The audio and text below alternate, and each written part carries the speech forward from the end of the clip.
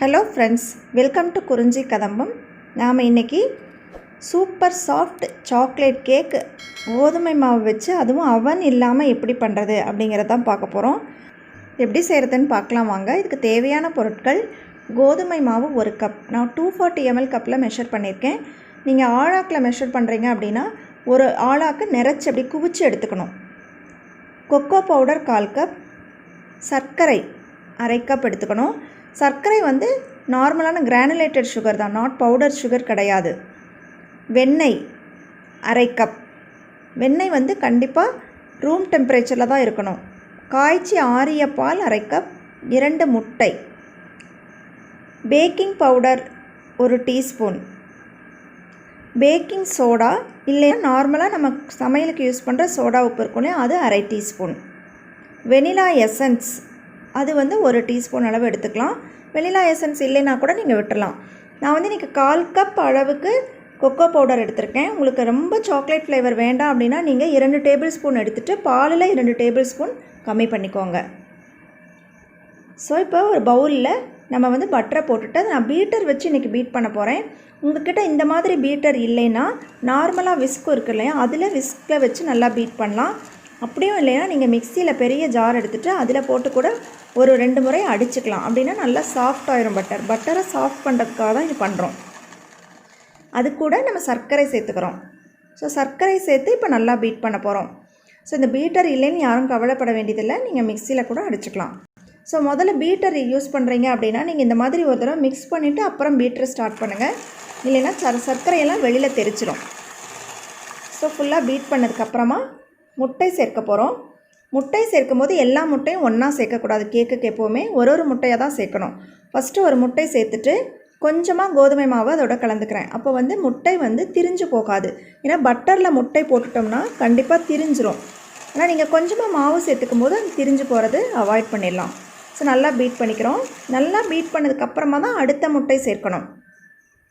அவசரப்பட்டு மொத்தமாக சேர்த்திங்கன்னா எல்லாமே வேஸ்ட் ஆகிடும், திரிஞ்சிரும் டக்குன்னு. ஸோ மறுபடியும் கொஞ்சமாக நீங்கள் கோதுமை மாவு போட்டுக்கலாம். இல்லை நீங்கள் இந்த முட்டையோடு முடிச்சுக்க போகிறீங்க அப்படின்னா இந்த கோதுமை மாவு சேர்க்காமல் கூட நீங்கள் பீட் பண்ணிக்கலாம். ஸோ நல்லா பீட் பண்ணியாச்சு. இப்போ எசன்ஸ் ஊற்றிக்கிறோம். நீங்கள் என்ன ஃப்ளேவர் வேணுமோ அதை ஊற்றிக்கலாம். இப்போ அந்த இதுக்குள்ளேயே கொக்கோ பவுடர், கோதுமை மாவு, பேக்கிங் பவுடர், பேக்கிங் சோடா. நான் இன்றைக்கி பேக்கிங் சோடா இல்லை, குக்கிங் சோடா தான் யூஸ் பண்ணியிருக்கேன். எல்லாத்தையும் போட்டு நல்லா சளிச்சிக்கலாம். உங்களுக்கு அப்படி வராதுன்னா தனியாக சளிச்சு எடுத்து இதுக்குள்ளே கலந்துக்கோங்க.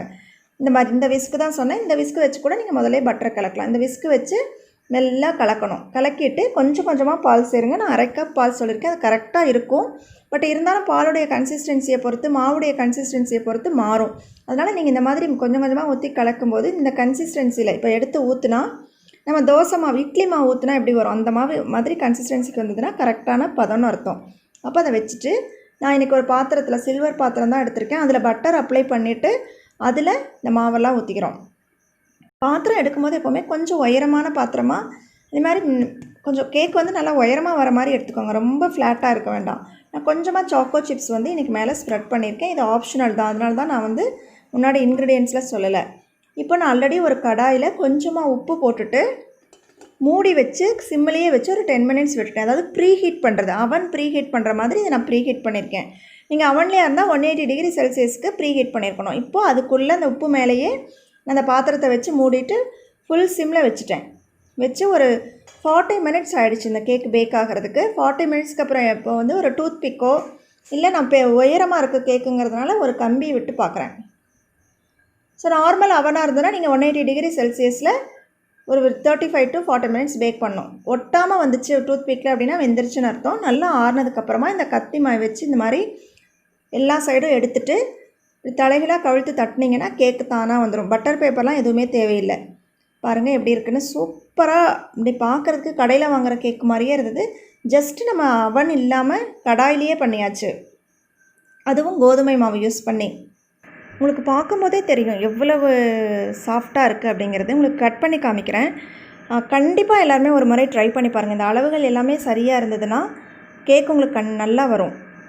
கொக்கோ பவுடரும் அதே மாதிரி 1/4 கப் யூஸ் பண்ணுங்கள். அப்போ நல்லா கடையில் வாங்குகிற ஒரு ஃப்ளேவரும் ஒரு டேஸ்ட்டும் இருந்தது.